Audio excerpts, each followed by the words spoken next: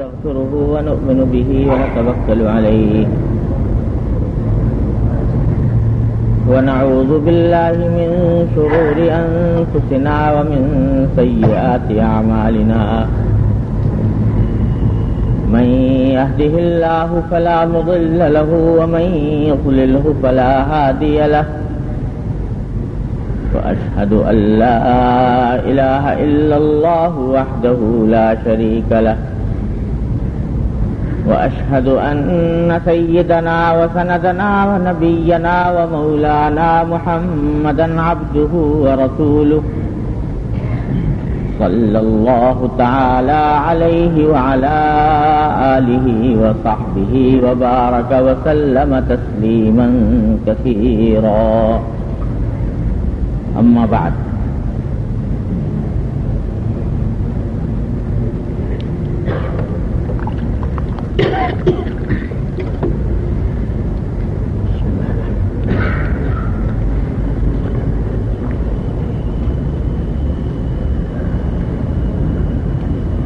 یہ ایک حدیث ہے حضرت ابو ہریرہ رضی اللہ تعالیٰ عنہ سے مروی ہے. وہ روایت کرتے ہیں کہ حضور نبی کریم سرور دو عالم صلی اللہ علیہ وسلم نے ارشاد فرمایا کہ المرء علی دین خلیلہ فلینظر احدکم من یخالل. فرمایا کہ ہر انسان اپنے خاص دوستوں کے دین پر ہوتا ہے، اپنے خاص دوستوں کے مسلک پر ہوتا ہے. لہذا تم میں سے ہر شخص کو یہ چاہیے کہ وہ اچھی طرح دیکھے اور غور کرے کہ وہ کس سے دوستی کر رہا ہے.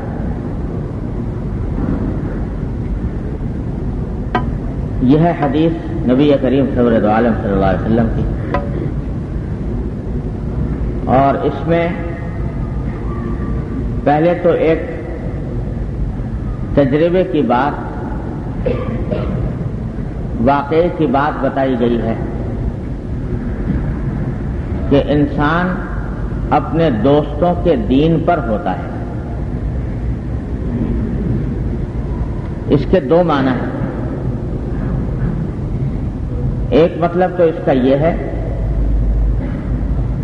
کہ انسان اپنے دوستوں سے پہچانا جاتا ہے. جس قسم کے اس کے دوست ہوں گے، جن کے ساتھ اس کا رات دن اٹھنا بیٹھنا ہوگا، تو وہ آدمی انہی کا ایک حصہ سمجھا جائے گا، انہی جیسا سمجھا جائے گا.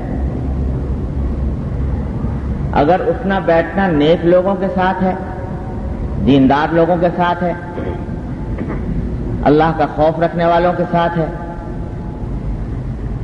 اور دن رات ان کے ساتھ اٹھتا بیٹھتا ہے، ان کے ساتھ دوستیاں کی ہوئی ہیں، تو دوسرے آدمی دیکھنے والے بھی یہ سمجھیں گے کہ یہ آدمی دیندار ہے. اور اگر اس کا اٹھنا بیٹھنا ہے بے فکر، غافل اور اللہ بچائے گناہوں میں مبتلا لوگوں کے ساتھ، فاسق و فاجر لوگوں کے ساتھ، تو دیکھنے والے یہ سمجھیں گے کہ جب اس کے دوست ایسے ہیں تو یہ بھی ایسا ہی ہوگا. تو انسان اپنے دوستوں کے دین پر ہوتا ہے کہ ایک معنی یہ ہے کہ دیکھنے والا آدمی کے کردار کا، اس کے اخلاق کا، اس کی زندگی کے طریقے کا اندازہ لگاتا ہے اس کے دوستوں سے، اس کی صحبت سے، کس قسم کی صحبت اس نے اختیار کی ہوئی ہے. اگر فرض کرو کہ ایک آدمی ہے، وہ بظاہر دیندار ہے، لیکن دن رات اٹھتا بیٹھتا ہے ایسے بے فکر، غافل، فاسق قسم کے لوگوں کے ساتھ، تو دیکھنے والا یہ سمجھے گا کہ اگرچہ یہ ظاہر میں تو نظر آ رہا ہے نیک اور دیندار، لیکن حقیقت میں اس کی اندرونی کیفیت جو ہے یہ ان لوگوں کے ساتھ ملتی ہے. ایک معنی تو اس کی یہ ہے. دوسرے معنی اس کے یہ ہیں کہ جب آدمی جس قسم کے لوگوں کے ساتھ زیادہ اٹھتا بیٹھتا اور ان کے ساتھ تعلقات قائم کرتا ہے تو رفتہ رفتہ ان کا رنگ اس کے اوپر بھی چڑھتا ہے اور بالآخر یہ بھی ان جیسا ہونے لگتا ہے، چاہے شروع میں نہ ہو، لیکن جب دن رات اٹھتا بیٹھتا رہے گا، انہی کی باتیں سنے گا، انہی کی محفلوں میں بیٹھے گا، انہی کے ساتھ کھائے پیے گا، تو رفتہ رفتہ ان کے انداز فکر کا، ان کے انداز عمل کا رنگ اس کے اوپر بھی چڑھتا جائے گا۔ تو یہ دو مطلب ہیں، انسان اپنے دوست کے دین پر ہوتا ہے، یعنی دیکھنے والا سمجھتا ہے کہ یہ اس کا مسلک بھی وہی ہے، اور دوسرے یہ کہ رفتہ رفتہ یہ بھی انہی کا رنگ اختیار کرنے لگتا ہے۔ لہذا فرمایا کہ فَلْيَنْظُرْ أَحَدُكُمْ مَنْ يُخَالِطُ، تو آدمی کا دوستی کا انتخاب کرتے وقت، دوست کا انتخاب کرتے وقت اچھی طرح چھان پھٹک لو، احتیاط سے کام لو کہ میں کس کے ساتھ دوستی کرنے جا رہا ہوں، کیونکہ بالآخر میرا شمار اسی کے ساتھ ہوگا اور کچھ بعید نہیں کہ اسی کے رنگ میں بھی رنگا جاؤں، اس لیے اچھی طرح دیکھ لو۔ اس حدیث میں حضور نبی کریم صلی اللہ علیہ وسلم نے ہمیں جو ایک بات کی تلقین فرمائی ہے وہ ہے اپنی صحبت کو درست کرنا، کہ اپنی صحبت اچھی کریں، کیونکہ انسان کے اوپر جو چیزیں اثر انداز ہوتی ہیں ان میں صحبت جو ہے وہ انتہائی مؤثر چیز ہے۔ صحبت سے انسان، صحبت کی برکت سے بعض اوقات انسان کتنا ہی غافل بے فکرہ ہو، رفتہ رفتہ اچھی صحبت اور نیک صحبت کے نتیجے میں نیکی اختیار کرنے لگتا ہے۔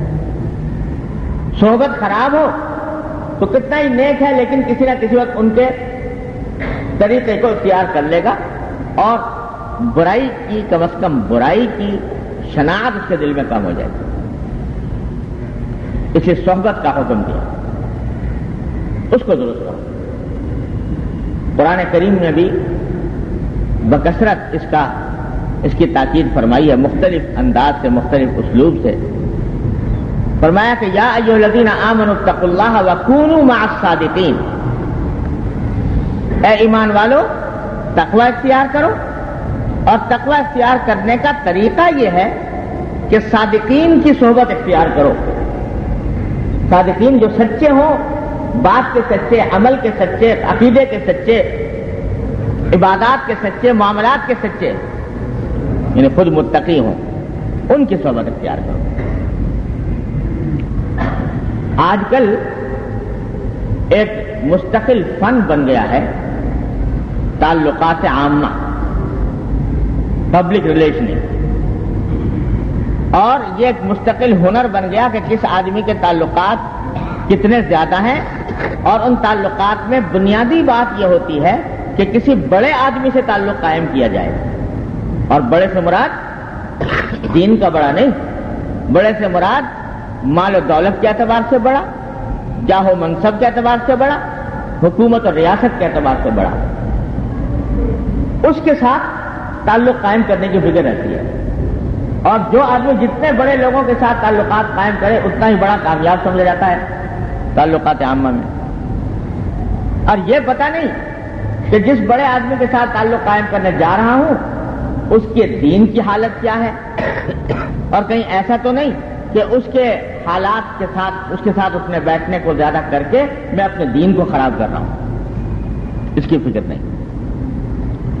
اور بسا اوقات شیطان بھی بہکاتا ہے کہ بھائی ذرا میرے تعلقات اچھے ہوں گے فلاں آدمی کے ساتھ تو میں اپنی بات اس کو کہوں گا اور اپنا رنگ اس کے اوپر چڑھانے کی کوشش کروں گا۔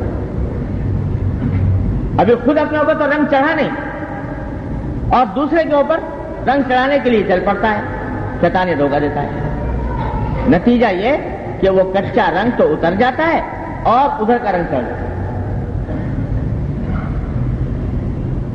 اللہ حضور اقدس نبی کریم سرور عالم صلی اللہ علیہ وسلم کے عہد مبارک میں ایک مرتبہ مشرکین مکہ نے حضور اقدس صلی اللہ علیہ وسلم سے یہ پیغام بھجوایا. بڑے بڑے جو سردار تھے قریش کے، بڑے جاہے وہ مجاہ و منصب والے، عزت والے، انہوں نے پیغام بھجوایا کہ کبھی کبھی ہمارا دل میں آتا ہے کہ ہم آ کر آپ کی بات سنیں، دیکھیں تو صحیح کہ آپ کیا کہتے ہیں. ہو سکتا ہے کہ بات ہماری سمجھ میں آ جائے، اور سمجھ میں آ گئی تو قبول بھی کر لیں گے.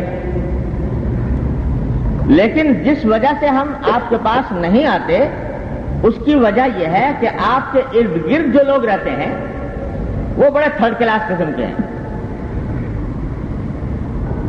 غریب غربا، مسکین قسم کے لوگ، جن کے کپڑے بھی بعض اوقات میلے اور پھٹے ہوئے، جو بوریوں پر بیٹھنے والے، جن کی دنیا کے اندر کوئی قدر و منزلت نہیں، ایسے لوگ، تیسرے درجے کے لوگ آپ کے ارد گرد جمع رہتے ہیں. اب ہم اگر آ کر آپ کی مجلس میں بیٹھیں تو یہ ہماری شان کے خلاف، ایسے لوگوں کے ساتھ آ کے بیٹھیں. تو اگر آپ یہ کر دیں کہ جس وقت ہم آئیں تو آپ ان کو منع کر دیا کریں کہ بھئی اس وقت تم لوگ نہ آؤ، اور یا یہ کہ ہمارے لیے کوئی الگ وقت مقرر کر دیں کہ اس میں ان کو آنے کی اجازت نہ ہو، ان کو آنے کی اجازت نہ ہو، بس ہم تنہا آپ کے پاس آ کر بات کریں، پھر آپ ہمیں سمجھائیں، اور اگر ہماری سمجھ میں آ گئی بات تو ہم قبول بھی کر لیں. یہ پیشکش کی مشرکین مکہ کے سرداروں نے حضور اقدس صلی اللہ علیہ وسلم.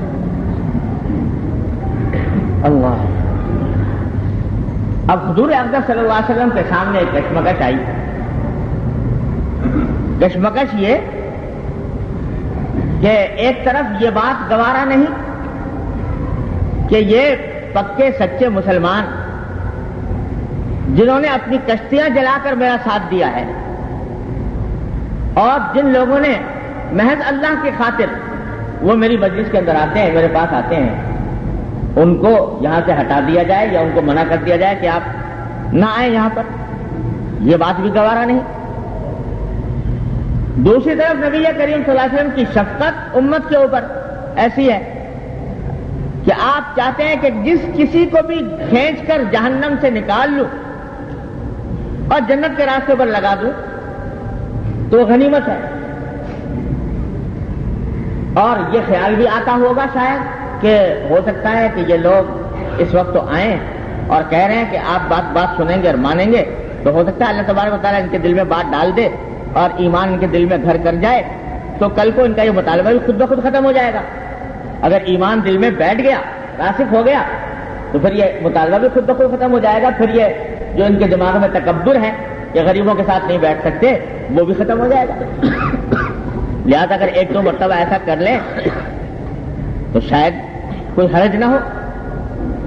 یہ خیال بھی آ گیا ہوگا. بہرحال کشمکش اس موقع پر آیات نازل ہوئی قرآن کریم. یہ سورہ کہف کی آیات.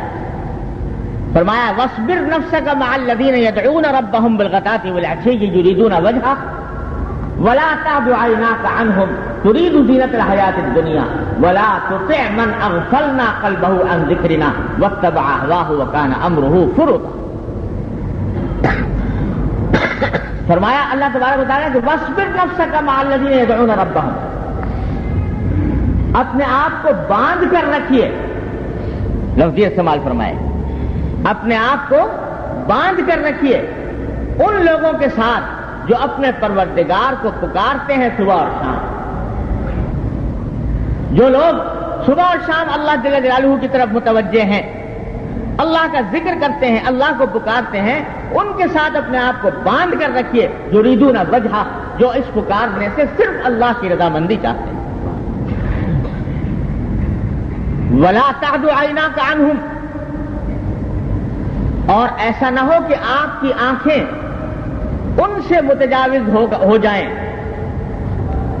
ان کو چھوڑ کر کسی اور طرف نگاہ ڈالنے لگے، ترید زینت الحیات الدنیا، جس کے نتیجے میں آپ دنیاوی زندگی کی ظاہری زیب و زینت کی طرف متوجہ ہو جائیں.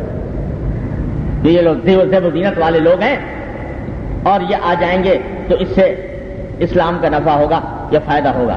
ترید زینت الحیات الدنیا، ہرگز مت کیجیے ایسا. ولا تطع من اغفلنا قلبه عن ذکرنا، اور بات نہ مانیے اس شخص کی یا ان لوگوں کی جن کے قلب کو ہم نے اپنے ذکر سے غافل بنا دیا، جن کا دل ہماری یاد سے، ہمارے ذکر سے، ہماری اطاعت سے غافل ہے. ان کی اطاعت نہ کیجیے، ان کی بات نہ مانیے. واتبع ہواہ، یہ تو وہ لوگ ہیں جو خواہشات نفسانی کے پیچھے پڑے ہوئے ہیں، لگ گئے. وکان امرہ فرطا، اور جس کا معاملہ حد سے تجاوز کیے ہوئے ہے، ایسے لوگوں کی باتوں میں نہ آئیے. ایک طرف منع فرما دیا، ان کا یہ مطالبہ ماننے کے لائق نہیں. اگر واقعی طالب حق ہیں، اگر واقعی حق کے طلبگار ہیں تو آئیں، بغیر شرط کے آئیں، غیر مشروط طور پر آئیں.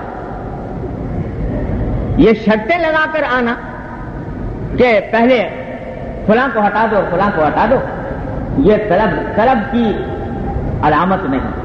اور جب طلب نہیں تو طلب کے بغیر بات جو کہی جاتی ہے وہ مؤثر اور مفید نہیں ہوتی جب تک انسان کے دل میں ایک مرتبہ طلب نہ پیدا ہو، حق کی طلب نہ پیدا ہو. اور یہ جو شرطیں لگا رہے ہیں، نخرے کر رہے ہیں، یہ علامت اس بات کی ہے کہ طلب دل میں موجود ہے. اگر طلب ہوتی تو یہ نخرے نہ لگاتے. اسلام بے نیاز ہے اس بات سے کہ کوئی اسے مانے یا نہ مانے، کوئی اس کے پاس آئے کہ نہ آئے.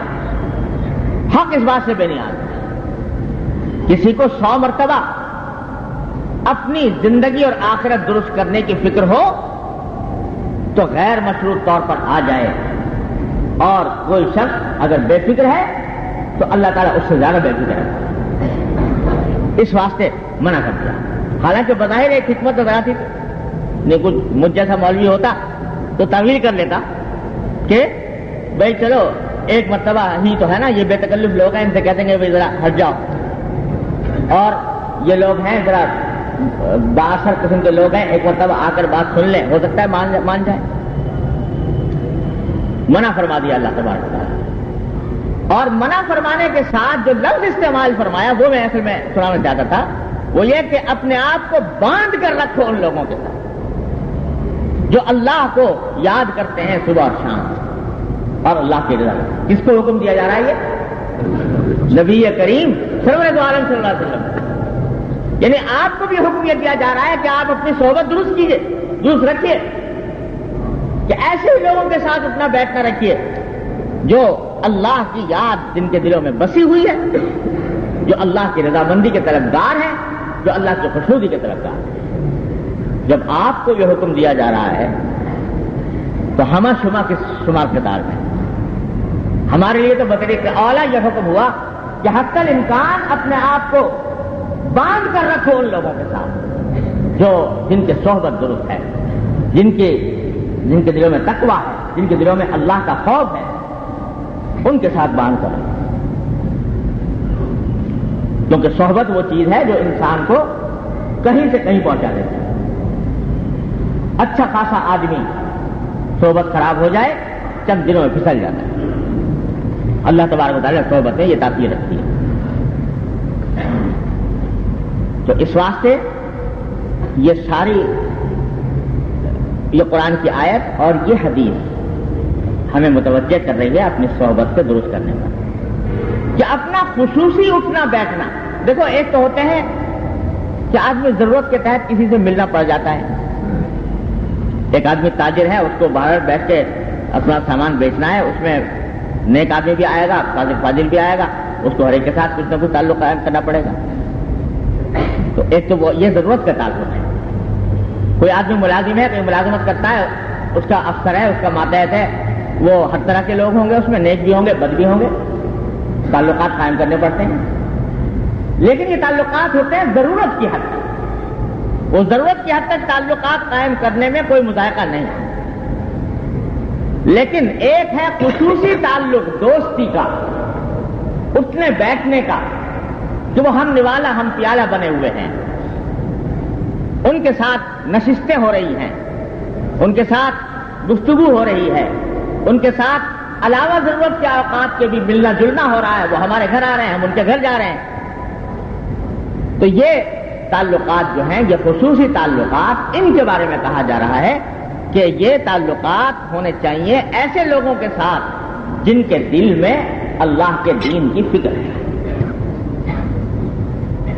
اور دیکھو کوتاہیاں غلطیاں تو کس سے نہیں ہوتی،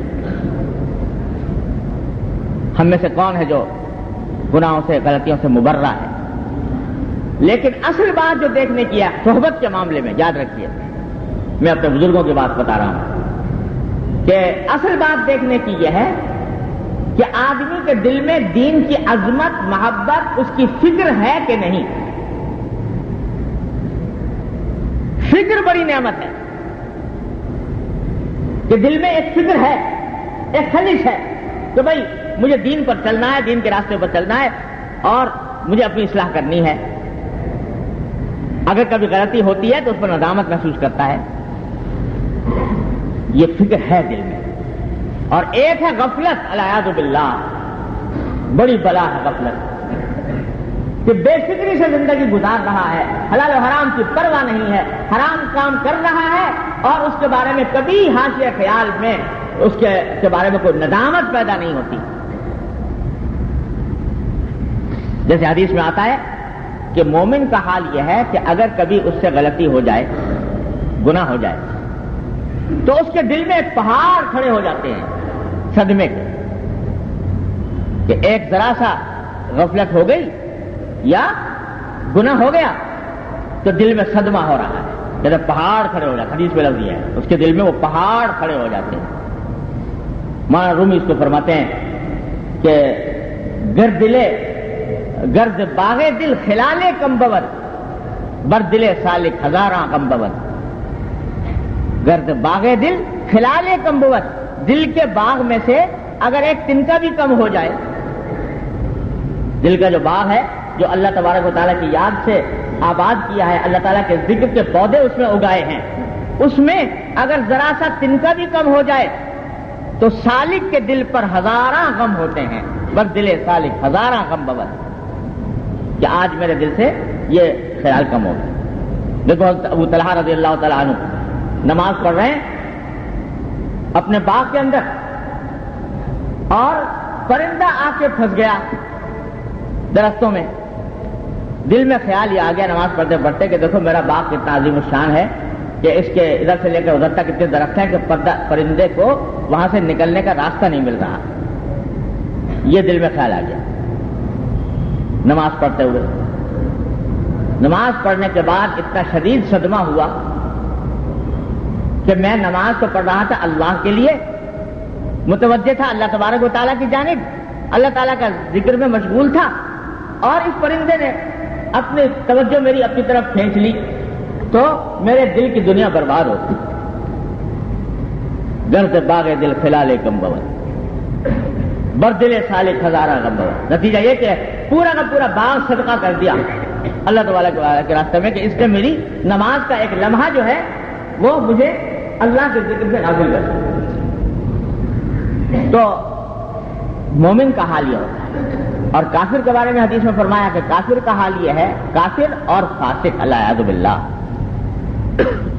بے فکر کہ اس کے وہ گناہ کرتا جاتا ہے اور کرنے کے دوران اس کے دل پر ایسے اتنا بھی اثر نہیں ہوتا جیسے کہ مکھی ایک آ کر بیٹھی اڑا دی، بس اس سے زیادہ کوئی غم صدمہ نہیں۔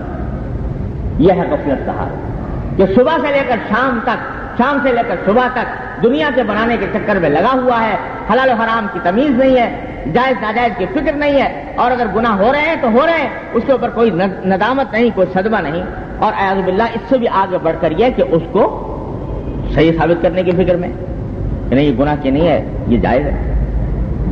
یہ ہے غفلت. تو غفلت بری بلا ہے.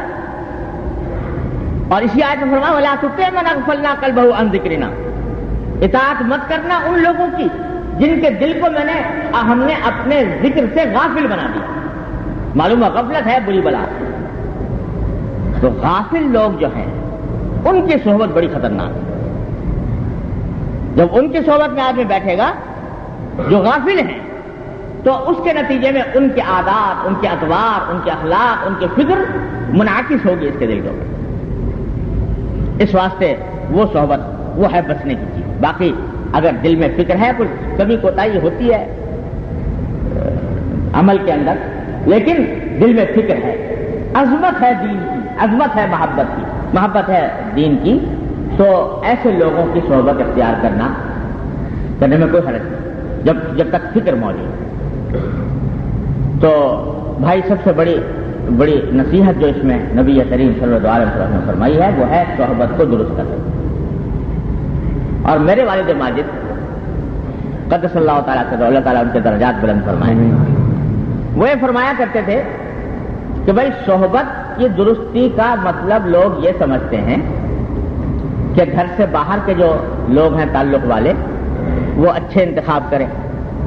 ٹھیک ہے یہ بات، یہ بھی صحبت کا ایک حصہ ہے، لیکن صحبت درست کرنے کا ایک بہت اہم شعبہ یہ ہے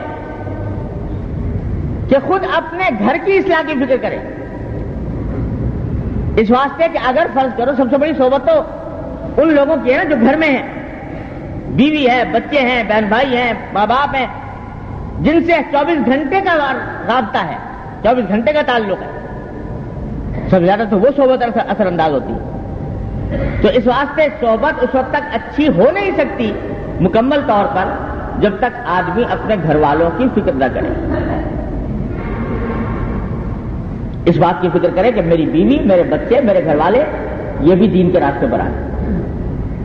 تو صحبت اسی وقت اچھی ہوگی کہ جب آدمی شروع سے لے کر چلے گا اپنے گھر والوں کو ایک خاص نہج کے اوپر اور ان کی بھی دینی تربیت کرنے کی فکر کرے گا، تو رفتہ رفتہ انشاءاللہ ان کے اندر دین آئے گا اور گھر سے صحبت درست ہونی شروع ہوگی.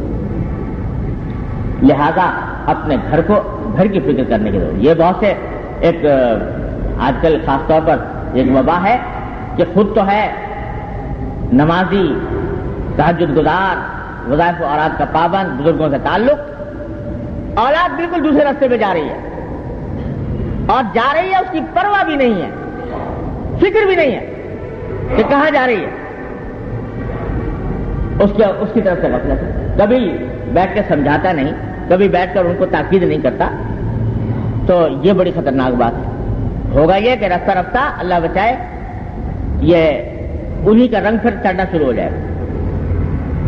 ایک صاحب ایک مرتبہ میں شاید پہلے بھی سنایا تھا، مجھ سے کہہ رہے تھے اپنے بیٹے کے بارے میں بڑی خوشی کا اظہار کر رہے تھے کہ میرا بیٹا جو ہے دیکھو اتنی ڈگریاں اس نے حاصل کر لی، اتنا یہ پوزیشن لے لی امتحانات میں، اور فلاں جگہ نوکر ہو گیا، یہ ہو گیا، بڑا ذہین ہے، بڑا ڈبیٹر ہے، اور یہ ہے اور وہ ہے، جہاں جاتا ہے بڑا استقبال ہوتا ہے. بڑی خوشی سے بتا رہے تھے. خیر میں کہا اللہ مبارک کرے. کل البتہ ذرا سی اس میں یہ خرابی ضرور کہ بے دین ہو گیا، بے دین ہو گیا. مطلب کہ ساری تو اچھائیاں ہیں، ذرا سی ایک خرابی یہ ہے کہ بے دین ہو گیا. اللہ تو اس کے اوپر بڑے خوش ہیں، بڑے نازاں ہیں کہ دنیاوی مرتبے مل گئے، مال و دولت مل گئی، اچھی ملازمتیں مل گئی، کامیابیاں ہو گئی. کسی حکیم صاحب تھے، وہ گھر میں کسی کا ہو گیا انتقال، لوگوں کو پتہ نہیں چل رہا تھا کہ واقعی موت واقع ہوئی کہ نہیں ہوئی. تو حکیم صاحب کو بلا کے لائے، ان سے جا کے پوچھا کہ بھائی ذرا بتائیے کیا حال ہے اس کا. تو انہیں معائنہ کرنے کے بعد بتایا کہ بھائی یہ تو بالکل ٹھیک ٹھاک ہے، اس کی آنکھیں بھی صحیح، اس کی کان بھی صحیح، اس کی ناک بھی صحیح، اس کے ہاتھ بھی صحیح، اس کے پاؤں بھی صحیح، سبھی کچھ صحیح ہے، بس ذرا سی روح نکل گئی ہے. تو میں نے کہا بس یہ معاملہ ہے کہ صاحب ویسے تو بڑا ذہین ہے اور ذکی ہے اور امتحان میں بھی کامیابیاں اور ڈگریاں بھی حاصل ہیں، سب کچھ ہے، ذرا سا بے دین ہو. خود تہجد گزار تھا، مجھے معلوم تہجد گزار تھا. تو اب یہ کہ آدمی کو یہ احساس نہیں کہ اولاد جو غلط راستے پر جا رہی ہے اس کی فکر نہیں، اس میں خوش ہے کہ وہ ڈگریاں مل رہی ہیں اور ملازمتیں مل رہی ہیں اور کاروبار چل رہا ہے۔ جب تک انسان اپنے گھر کو درست کرنے کی فکر نہ کرے اس وقت تک صحبت اس کی صحیح ہو نہیں سکتی۔ میرے والد ماجد اسلام ایک بات یہ فرمائی۔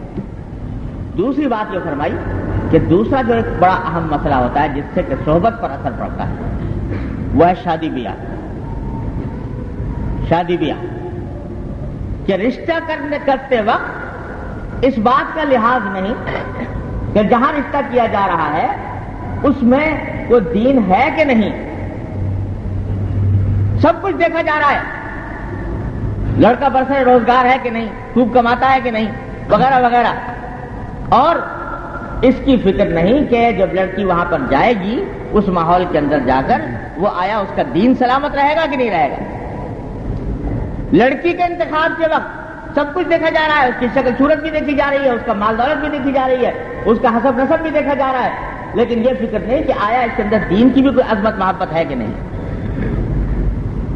اور وہ یاد رکھو یہ اتنا زبردست مؤثر چیز ہے رشتہ بیاہ، شادی بیاہ، کہ اگر ایک ایسی لڑکی آ گئی گھر میں کہ جو دین سے بے فکر ہے تو شوہر کو خراب کرے گی، اور شوہر کو خراب کرنے کے بعد پورے گھر والوں کو خراب کرے گی، اور اس کے برعکس یہ اپنی لڑکی ایسی جگہ بھیج دی تو اس بیچاری اگر تھی بھی کچھ تھوڑی بہت دیندار تو وہاں جا کر اس کو اپنے دین کا تحفظ کرنا ناممکن ہو جائے گا۔ تو شادی بیاہ کے اندر یہ معاملات ایسے ہوتے ہیں کہ ان کے ذریعے صحبت بہت تیزی سے بدلتی اور لوگ خیال نہیں کرتے، ساری باتیں دیکھ لی مگر یہ بات نہیں دیکھی۔ حدیث میں فرمایا نبی کریم سرور دو عالم صلی اللہ علیہ وسلم نے کہ تنکح المرأۃ لمالها ولجمالها ولحسبها ولدینها، کہ عام طور سے جو لوگ نکاح کرتے ہیں کسی عورت سے تو بعض لوگ تو وہ ہیں کہ جو اس کے جمال کی وجہ سے یعنی اس کی خوبصورتی کی وجہ سے نکاح کرتے ہیں، اور بعض وہ ہیں کہ جو اس کے مال کی وجہ سے نکاح کرتے ہیں کہ بھئی بالدار گھرانے کی ہے، اور بعض لوگ وہ ہیں جو اس کے حسب نسب کی وجہ سے اچھے بڑے خاندان کی ہے نکاح کرتے ہیں، اور بعض لوگ اس کے دین کی وجہ سے نکاح کرتے ہیں۔ تو فرمایا فاظفر بذات الدین تریبت یدا۔ حضرت ابو ہریرہ کو خطاب کرتے ہوئے فرمایا بے تکلفی کے جملے میں کہ ارے تو ایسی عورت کا انتخاب کر جو دین والی ہو۔ اصل بات یہ دیکھ کہ آیا دین اس کے اندر ہے کہ نہیں، اگر دین ہے تو قابل قبول ہے، اور اوصاف بھی ہوں سبحان اللہ بڑی اچھی بات ہے، لیکن اور اوصاف تو ہیں لیکن دین نہیں ہے تو خواہ کتنی وہ خوبصورت ہو اور کتنی مالدار ہو، کتنی صاحب نسب ہو، اس کا کوئی وہ اس کے ہاں اس کی کوئی قیمت نہیں۔ یہ نصیحت فرمائی نبی کریم صلی اللہ علیہ وسلم۔ اللہ حضرت عبداللہ بن مبارک رحمۃ اللہ علیہ، جن کا میں بکثرت آپ کو واقعات سناتا رہا ہوں، بڑے درجے کے اولیاء اللہ میں سے ہیں، محدثین فقہاء میں سے، ان کے والد سے مبارک نام تھا ان کا، اور وہ غلام تھے، والد غلام تھے اور غلامی کی زندگی گزاری۔ تو ایک مرتبہ ان کا جو آقا تھا یعنی جس کے وہ غلام تھے وہ بڑا مالدار آدمی تھا، اور اس کی لڑکی جو تھی وہ بڑی خوبصورت تھی، حسین اور جمیل تھی اور ہنرمند تھی، اس کے رشتے بھی آتے تھے بہت سے، لیکن کچھ طبیعت کسی طرف جم نہیں رہی تھی۔ تو ایک دن ہی مبارک غلام ان کے پاس بیٹھے ہوئے تھے تو ان سے کہا کہ بھئی رشتے بہت آ رہے ہیں میری لڑکی کے، کیا کروں، کس سے نکاح کروں، کس کا انتخاب کروں؟ تو مبارک نے کہا کہ حضرت بات یہ ہے کہ جو عیسائی لوگ ہیں وہ تو شادی کرتے وقت دیکھتے ہیں عورت کی خوبصورتی کو، اگر عورت حسین جمیل ہے تو بس اس کو پسند کرتے ہیں، اتنا دیکھ کر بس نکاح کرنے کے تیار ہو جاتے ہیں۔ اور جو یہودی ہیں وہ نکاح کرتے ہیں مال کی وجہ سے، کہ عورت اگر جتنی مالدار ہو اتنا ہی ان کی رغبت اس عورت کی طرف زیادہ ہوتی ہے، تو اس سے نکاح کرتے ہیں۔ اور جو مشرکین مکہ ہیں، یعنی ہمارے عرب کے کفار، وہ نکاح کرتے ہیں حسب نسب کی وجہ سے، کہ کوئی جتنا خاندان اونچا ہوگا اتنا ہی وہ عورت کو زیادہ پسند کریں گے۔ اور مسلمان جو ہے اس کا کام یہ ہے کہ وہ بنیادی چیز دیکھے کہ دین کس میں ہے، اور پھر یہ حدیث پر سنائی، میں نے بھی سنائی۔ حضور اکرم صلی اللہ علیہ وسلم نے فرمایا کہ عورت سے نکاح کیا جاتا ہے یا اس کے جمال کی وجہ سے، یا اس کے مال کی وجہ سے، یا اس کے حسب کی وجہ سے۔ تو مبارک نے اپنی طرف سے یہ بات بتائی کہ حضور اکرم صلی اللہ علیہ وسلم نے تینوں فریقوں کا ذہن میں رکھا ہے، کہ نصرانی جمال کی وجہ سے کرتے ہیں، یہودی مال کی وجہ سے کرتے ہیں، اور دوسرے جو بت پرست ہیں وہ حسب نسب کی وجہ سے کرتے ہیں۔ تو ہمیں تلقین یہ فرمائی ہے کہ ہم دین کو ترجیح دیں۔ تو اس لیے آپ کوئی ان میں سے یہ دیکھیے کہ جتنے رشتے آ رہے ہیں ان میں سے زیادہ دیندار کون ہے، اس کو انتخاب کیجیے۔ تو آقا کو یہ بات اتنی پسند آئی اپنے غلام کی، کہا کہ حدیث تو میں نے بھی پڑھی تھی، لیکن مجھے پہلے یہ بات اس وضاحت کے ساتھ سمجھ میں نہیں آئی جیسے کہ آج تم نے مجھے بتائی، تو اس واسطے اب تو بس تم ہی مستحق ہو۔ چنانچہ اپنی لڑکی کا نکاح ان کے ساتھ کر دیا، مبارک کے ساتھ، غلام کے ساتھ آزاد کیا، اور آزاد کرنے کے ساتھ ان کا نکاح کر دیا۔ انہی سے یہ عبداللہ بن مبارک رحمۃ اللہ علیہ پیدا ہوا، اتنے بڑے جلیل القدر محدث، فقیہ اور صوفی اور ولی اللہ۔ تو حقیقت یہ ہے کہ اصل چیز دیکھنے کی یہ ہے کہ یہ رشتہ جو ہے، یہ رشتہ محض جسم اور جسم کا رشتہ نہیں ہے، یہ رشتہ جسم اور روح کا رشتہ، اور اس کے نتیجے میں دیکھنے کی بات یہ ہے کہ آیا یہ جہاں رشتہ کرنے جا رہے ہیں وہ آیا آخرت میں بھی ساتھ دے سکے گا کہ نہیں، یا صرف قبر کے کنارے تک ختم ہو جائے گا۔ لوگ لڑکیوں کے نکاح کر دیتے ہیں، ایسی جگہ رشتے کر دیتے ہیں جہاں پتہ ہے کہ شوہر کی آمدنی حرام۔ کیا مانا کہ اس بیچاری کو ایک ایسی جگہ بھیج رہے ہیں کہ جہاں ساری عمر اس کی خوراک کا لقمہ بھی حرام ملے گا، اور پھر جب ان کے ساتھ صحبت ہوتی ہے تو ظاہر ہے کہ یہ رشتہ جو ہوتا ہے یہ کوئی دو آدمیوں کا نہیں ہوتا، دو خاندانوں کا ہوتا ہے۔ تو ان کے ساتھ اٹھنا بیٹھنا بھی ہوتا ہے، ان کے ساتھ ملنا جلنا بھی ہوتا ہے، ان کے ساتھ آنا جانا بھی ہوتا ہے، تو دو خاندانوں کا ہوتا ہے، اور وہ خاندان جب آپس میں ملتے ہیں تو ان کے اثرات ان کے اوپر بھی پڑتے ہیں۔ تو میرے والد ماجد قدس اللہ تعالیٰ صدر تعالیٰ ان کے درجات بلند فرمائیں، وہ فرمایا کرتے تھے کہ بھائی صحبت کے معاملے میں یہ دو باتیں ہمیشہ یاد رکھنے کی ہیں۔ ایک تو یہ کہ خود اپنے گھر کو درست کرنے کی فکر کرو، دوسرے شادی بیاہ کے معاملے میں دین کو مقدم رکھو، اور اس کا طریقہ یہ ہے کہ خود میرے والد صاحب نے ہمارے وصیت نامے کے اندر بھی جو ہمارا نام وصیت نامہ لکھا تھا اس میں بھی یہ وصیت فرمائی ہے کہ کوشش یہ کرو کہ شادی اور بیاہ جو ہے وہ آپس میں جو اپنا ایک حلقہ ہے، یا تو عزیز رشتہ دار یا ایسے لوگوں کا حلقہ جو بہرحال دین کی کچھ نہ کچھ فکر رکھتے ہیں، اس حلقے کے اندر تلاش کرو، باہر جانے کی فکر نہ کرو کہ کوئی باہر جا کر دیکھو، بلکہ اس کے اندر رہو تاکہ یہ سلسلہ جو ہے وہ برقرار رہے۔ اور واقعہ یہ ہے کہ یہ بڑی ضروری نصیحت ہے، کیونکہ اس سے خاندان کے خاندان پلٹ گئے شادیوں کے بعد، والعیاذ باللہ۔ حضور اقدس نبی کریم صلی اللہ علیہ وسلم فرمایا فَلْيَنْظُرْ مَنْ يُخَالِلُ، ہر آدمی کو چاہیے کہ وہ دیکھے کہ کس کے ساتھ دوستی کر رہا ہے۔ جب دوستی کرے گا تو رفتہ رفتہ انشاءاللہ اللہ تبارک و تعالیٰ ایسے لوگوں کے ساتھ جب اٹھنا بیٹھنا ہوگا، صحبت درست ہوگی، تو اللہ تبارک و تعالیٰ فضل فرمائیں گے، انشاءاللہ وہ بھی حاصل ہوگا۔ اللہ۔ اور یہ بعض اوقات خیال آتا ہے، ایک نوجوان نے مجھے خط لکھا امریکہ سے، نوجوان ہے، وہاں پر تعلیم حاصل کر رہے ہیں، اور بیچارہ مجھ سے تعلق رکھتا ہے، خط و کتابت بھی ہے، نماز روزے کا پابند ہے، اللہ تعالیٰ نے اس کو توفیق دی ہے. ایک دوست مل گیا کلاس فیلو، وہ بیچارہ کچھ آزاد قسم کا آدمی تھا.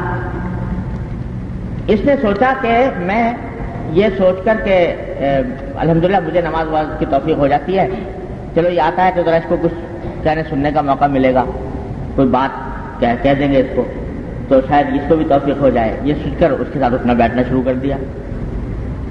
جانا آنا بھی ہو گیا، کچھ بیٹھ کے ساتھ ہوٹل میں کھانا کھا لیا، یہ کر لیا وہ کر لیا، تھوڑی سی بے تکلفی بڑھ گئی. یہاں تک کہ ہوا یہ کہ اس نے تو کہنا کچھ شروع کیا لیکن اس کی بات تو چلی چلائی نہیں. ایک دن اٹھا کے اس کو اس نے کہا چلو آج تھوڑا تفریح کرنے چلتے ہیں، اور تفریح کے بہانے لے گیا وہ ایک رقص گاہ میں، جہاں وہاں پر تو یہ رقص وغیرہ کا قصہ ہر وقت چلتا رہتا ہے، وہاں لے گیا. اب یہ بیچارہ دل میں پریشان کہ میں کسی جانے کو تیار نہیں، لیکن اس نے کہا آج تو دیکھ تو لو کہ کیا ہوتا ہے اندر، زبردستی کر کے اندر داخل کر. اب وہ اس کا نتیجہ یہ ہوا کہ انہوں نے لکھا کہ جی میں اس دن کیا چلا گیا، اور اس کے اوپر طبیعت پر ایسی شروع میں ندامت رہی، لیکن بعد میں وہ جو طبیعت پر ایک برائی تھی کہ بھائی رقص گاہ میں نہیں جانا چاہیے، تو ایک مرتبہ وہ بند ٹوٹ گیا. بند ٹوٹ گیا تو اس کی شناعت اور برائی جو دل میں تھی وہ کم ہو گئی. اس کے نتیجے میں پھر 2-3 مرتبہ اور چلا گیا. اب میں توبہ کرتا ہوں، استغفار کرتا ہوں، اور لیکن ساتھ ہی میں یہ سوچتا ہوں کہ اگر میں اس کے ساتھ نہ رہا تو یہ رقص گاہ سے آگے جا کے شراب پیے گا، خدا نے کیا کچھ کرے گا، یہ بہت آگے بڑھ جائے گا اور اس کے نتیجے میں یہ بہت تباہ ہو جائے گا. اس واسطے میں چاہتا ہوں کہ آئندہ کے لیے اس سے تو توبہ کر لی، اس سے بھی میں نے کہہ دیا کہ آئندہ نہیں جاؤں گا، لیکن میں یہ چاہتا ہوں کہ اس کے ساتھ نہ چھوڑوں، اس کی دوستی نہ توڑوں. تو مجھ سے مشورہ کیا کہ میں کیا کروں. تو میں نے اس کو لکھا کہ یہ سب شیطان کا دھوکہ ہے، فوراً اس کے ساتھ دوستی کا تعلق ختم کرو. وجہ اس کی یہ ہے کہ جب تک انسان کے اوپر خود اپنا رنگ نہیں چڑھا ہوا ہوتا تو وہ ایسے لوگوں کے ساتھ اٹھے بیٹھے گا، وہ اپنا رنگ نہیں چڑھا سکے گا، ان کا رنگ قبول کر لے گا، اور اس کا رنگ قبول کرنے کے بعد خود پھسل جائے گا، خود غلط راستے بڑھ جائے گا. جیسا کہ ہوا تو حالانکہ دوستی آگے بڑھ چکی تھی، اس کو توڑنا آسان نہیں تھا، لیکن ماشاءاللہ لڑکا سعادت مند ہے. تو اس نے جب میں نے لکھا تو اس کے بعد اس نے توبہ کی اور پھر راستہ چھوڑ دیا. اللہ تعالیٰ نے اس کو محفوظ رکھا. لیکن میں بتا رہا ہوں کہ شیطان اس طرح راستے مارتا ہے کہ وہ اس طرح نہیں لے کر گیا کہ گناہ سے کر لو میرے ساتھ چل کے، بلکہ دل میں یہ دائیا پیدا کیا کہ بھائی اس طرح اٹھے بیٹھیں گے تو اس کو بات کہیں گے. لیکن شیطان لگا گیا اس کو چلا. ہاں جب ایک مرتبہ رنگ چڑھ جاتا ہے، اور رنگ نہیں چڑھتا بغیر بزرگوں کی صحبت کے، بزرگوں کے آگے رگڑے کھائے بغیر، پامال ہوئے بغیر رنگ نہیں چڑھتا. جب ایک مرتبہ رنگ چڑھ جاتا ہے تو پھر کسی ماحول میں چلا جائے انسان، وہ دوسرے ماحول پر اثر انداز ہوتا ہے، دوسرا ماحول اس کے پر اثر انداز نہیں ہوتا. حضرت مولانا نانوتوی رحمۃ اللہ علیہ کا قصہ لکھا ہے حضرت تھانوی رحمۃ اللہ علیہ نے. حضرت مولانا محمد قاسم صاحب نانوتوی رحمۃ اللہ علیہ دارالعلوم دیوبند کے بانی، ان کے ایک دوستی ہو گئی ایک ایسے صاحب سے، بالکل آزاد منش آدمی. اس زمانے میں یہ داڑھی تو خیر سب رکھتے تھے، لیکن داڑھی چڑھانے کا رواج تھا. یہ داڑھی چڑھانے کا فیشن تھا، ہندو اور سکھوں کا طریقہ تھا. تو وہ مسلمانوں بھی اختیار کر رکھا تھا، علماء اس سے منع کرتے تھے، وہ داڑھی چڑھاتے تھے، ٹخنوں سے نیچے پاجامہ پہنتے تھے، اور نماز روزے کبھی ایسے ہی کبھی پڑھ لی گنڈے دار، کبھی نہیں پڑھی. اور حضرت نانوتوی کے ساتھ، حضرت نانوتوی ان کے ساتھ اٹھنا بیٹھنا آنا جانا یہ وہ سب چلتا رہتا. لوگوں نے کہا بھی کہ حضرت کیا کوئی انمل بے جوڑ معاملہ ہے، نہ آپ کا ان سے کوئی جوڑ نظر آتا ہے نہ ان کا آپ سے، مگر چلتے رہے. جب سارا سال تک دوستی ہو چلی، وہ اپنا طریقہ میں چل رہا ہے، اپنے طریقے میں چل رہا ہے، ان کا اپنا مزاج، ان کا اپنا مزاج، لیکن دوستی چل رہی. آخر کار جب کئی سال گزر گئے تو ایک جگہ حضرت نانوتوی نے فرمایا کہ بھائی میاں، نام مجھے یاد نہیں رہا، میاں فلاں، ایسا کرو کہ آج تم ایسا کرو کہ جو تم اپنا جو یہ سوٹ پہنتے ہو نا، ایک سوٹ ہمیں بھی لا دو. کیوں حضرت؟ کہ بھائی دل چاہتا ہمارا تمہیں دوست، تو دوست ہونے چاہیے ایک جیسے. تو اب خیال آتا ہے کہ ہم ہی تمہاری وضع اختیار کر لیں, ہماری داڑھی چڑھا دو اور ہمیں ایسا جو لباس تم پہنتے ہو ویسے ہمیں بھی لا دو, تو ہم وہ پہن کے تمہارے جیسے ہو جائیں گے, دونوں دوست ایک جیسے ہو جائیں گے. بس وہ لوہا گرم تو ہو چکا تھا, ایک چوٹ لگنی تھی, وہ چوٹ مار دی. اس نے کہا حضرت بس اب اور آگے نہ کچھ فرمائیے اور زیادہ شرمندہ نہ فرمائیے, بس ہو چکا بہت کچھ. انشاءاللہ آج کے بعد انشاءاللہ میری وضع قطع اور میرا جو رنگ ڈھنگ ہے وہ آپ ہی جیسا ہوگا, اور اب اس میں آپ کو منگانے کی ضرورت نہیں. وہ دن اور اس کے بعد سے اس نے بالکل بیان ہی حضرت تنازع کرے گا طریقہ اختیار کرے. یہ کب؟ جب رنگ چڑھ چکا صحبت کے ذریعے. حضرت حاجی صاحب رحمۃ اللہ علیہ کی خدمت میں جا کر مدتوں پامال ہوئے, رگڑے کھائے. اب رنگ جب چڑھ گیا تو کسی ماحول میں چلے جاؤ, اپنا ہی رنگ چھوڑیں گے, دوسرے کا رنگ نہیں لیں گے تو پھر ٹھیک ہے. لیکن ابتدا میں جب تک رنگ چڑھا نہیں تو اس وقت یہ شیطان یہ دھوکہ دے کہ صاحب ہم اس لیے جا رہے ہیں تاکہ ہم لوگوں کی اصلاح کریں گے, تو حقیقت میں ان کی اصلاح تو ہوتی نہیں, خود اپنے آپ پھسل جاتی ہے. یہ بات سمجھنے کی ضرورت ہے. تو بھائی اپنا اٹھنا بیٹھنا, بے تکلفی کے تعلقات, اپنے بے تکلفانہ مراسم ایسے لوگوں کے ساتھ رکھنے چاہیے جو اللہ کی یاد رکھنے والے ہوں. اللہ تبارک و تعالی ہم سب کو, مجھے آپ کو سب کو اس کی توفیق عطا فرمائے. کتنی دیر ہے؟ 5:44 پہ ہے, 8 منٹ. تھوڑی سی بات اسی کی حدیث سے متعلق ہے, وہ اور کر لیتے ہیں. اللہ تعالیٰ حضرت نے اس کے بارے میں فرمایا, یہ حدیث نقل کرنے کے بعد, کہ اس میں بلیغ احتیاط کی تعلیم ہے پیر بنانے میں, جو سب دوستوں میں اعظم ہے اور دوستی کے تعلق میں سب سے ادوم ہے. یعنی جو بات میں نے اب تک ذکر کی اس کا حاصل یہ ہے کہ جو اپنے عام دوستانہ مراسم ہیں اس کو درست کرنے کی فکر کرو. یہ حدیث کا ایک حصہ ہے. لیکن اسی جیسے حضرت نے اس بات کو بھی مستمت فرمایا کہ آدمی جب یہ کسی کو اپنا پیر بنائے, شیخ بنائے, کسی سے اصلاحی تعلق قائم کرے, کسی کا مرید بنے, تو پہلے اس کے بارے میں بہت احتیاط کی ضرورت ہے. یہ جو فرمایا فَلْيَنْظُرْ مَنْ يُخَالِلْ, اچھی طرح دیکھ لو کس کو دوست بنا رہے ہو. فرمایا سب سے بڑا دوست تو شیخ ہے, کیونکہ اسی کی اتباع کرنی ہے, اسی کے پیچھے چلنا ہے. تو اچھی طرح خوب دیکھ بھال کر انتخاب کرو کس کو شیخ بنا رہے ہیں. اس واسطے کہ آئندہ ساری زندگی اسی کے مشوروں کے مطابق گزارنی ہے, اس کا رنگ لینے کی کوشش کرنی ہے. دوستوں میں تو بسا اوقات یہ نیت بھی نہیں ہوتی کہ ان کا رنگ لیں گے, لیکن شیخ میں تو اس کے پاس تو جاتا ہی آدمی اس لیے ہے کہ ان کا رنگ قبول کرے. لہذا پہلے اچھی طرح دیکھ لو کہ کس کے پاس جا رہے ہیں. کیا دیکھ لو ذرا سمجھ. سب سے پہلے یہ دیکھو جانے سے پہلے کہ جس کے پاس جا رہے ہیں وہ متبع سنت ہے کہ نہیں, بدعات, شرک اور اس قسم کی لعنتوں میں مبتلا تو نہیں, متبع سنت ہونا چاہیے. پہلی بات. دوسری بات یہ کہ کسی باضابطہ شیخ سے اس کو باضابطہ اجازت ہونی چاہیے بیعت کی, تلقین کی, کیونکہ اگر یہ نہیں ہے تو اس کے معنی یہ کہ اس نے کورس مکمل نہیں کیا. تیسرے یہ کہ اس بات کی کا تجربہ کیا جائے کہ اس کے پاس بیٹھ کر آیا کچھ دین کی فکر پیدا ہوتی ہے, آخرت کی طرف دھیان قائم ہوتا ہے, اللہ جل جلالہ کی یاد کی طرف دھیان ہوتا ہے یا نہیں. مجلسوں میں جا کے بیٹھو اور دیکھو کہ آیا اس کی مجلس میں یہ بیٹھ کر دھیان اللہ کی طرف اور یوم آخرت کی طرف ہوتا ہے کہ نہیں. اگر ہوتا ہے تو مانا یہ کہ اللہ تعالیٰ نے اس کی مجلس میں یہ تاثیر رکھی ہے تو پھر ٹھیک ہے, فائدہ ہوگا.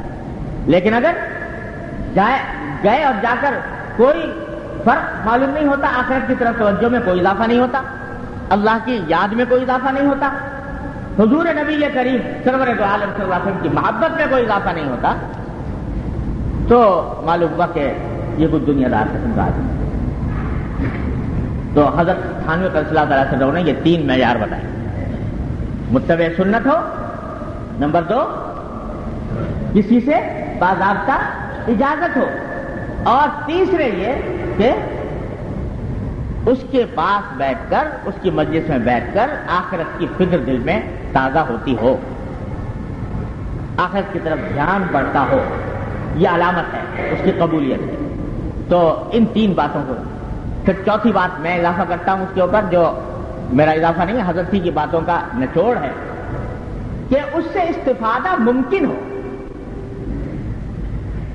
ہے تو بڑا شیخ اور یہ ساری باتیں پائی جاتی ہیں، لیکن ہم اس سے استفادہ ہمارے لیے ممکن نہیں، ملتا ہی نہیں، ملاقات ہی نہیں ہوتی، خط لکھو تو خط کا جواب نہیں ملتا، تو پھر یہ محض کوئی رسم تو ہے نہیں کہ ہاتھ پر ہاتھ رکھ لیا اور جنت میں پہنچ گئے۔ یہ تو ایک مرنے جینے کا ساتھ ہے، مرنے جینے کا تعلق ہے۔ ہر بات میں اس سے رجوع کرنے کی ضرورت ہے، ہر بات میں اسے استفادہ کرنے کی ضرورت ہے۔ اگر استفادہ اس سے مشکل ہے یا تو ہو نہیں سکتا، یہ بہت ناممکن ہے، تو پھر اس سے فائدہ نہیں ہوگا۔ اس لیے کہ ضرورت ہے کہ ہر بات ان سے کہو، اپنے امراض بتاؤ، اپنی بیماریاں بتاؤ، اس کا علاج اس سے معلوم کرو۔ اگر وہ آدمی مہیا نہیں ہے، میسر نہیں ہے، تو پھر بھی کوئی فائدہ نہیں ہوگا۔ لہذا یہ چوتھی بات بھی یاد رکھنی چاہیے۔ لوگ بسا اوقات اس کا دھیان نہیں کرتے، ویسے فلاں آدمی ہے، دماغ میں آ گیا کہ اس سے بیعت ہونا چاہیے یا اس سے اصلاحی تعلق قائم کرنا چاہیے، اور بس اڑے ہوئے ہیں اس کے اوپر۔ لیکن یہ پتہ نہیں کہ اس طرح تعلق قائم کرنے سے فائدہ ہوگا نہیں، جب اس سے استفادہ نہیں ممکن ہوگا۔ لہذا اس بات کا لحاظ بھی ضروری ہے۔ تو بھائی ان باتوں کو مد نظر رکھتے ہوئے اللہ تبارک و تعالیٰ اپنے رحمت سے ہم سب کو توفیق عطا فرمائے کہ اپنی صحبت کو نیک بنائیں، درست بنائیں، اپنے گھر کے ماحول کو درست کریں۔ اس کے بغیر خاص طور سے اس دور میں بڑا مشکل ہے، کیونکہ صحبت خراب کی بہتات، جہاں جاؤ خراب صحبت، جہاں جاؤ خراب صحبت۔ تو ایسے ماحول میں خاص طور پر اس کی ضرورت اور بڑھ جاتی ہے کہ آپس میں تعلقات قائم کرو، تعلقات دوستیوں کے آپس میں ہوں جو دین کی فکر رکھنے والے ہیں۔ اللہ تعالیٰ مجھے بھی آپ کو اس کی توفیق عطا فرمائے۔ اللهم صل على سيدنا مولانا محمد وعلى ال محمد كما صليت على ابراهيم وعلى ال ابراهيم انك حميد مجيد. ربنا ظلمنا انفسنا وان لم تغفر لنا وترحمنا لنكونن من الخاسرين.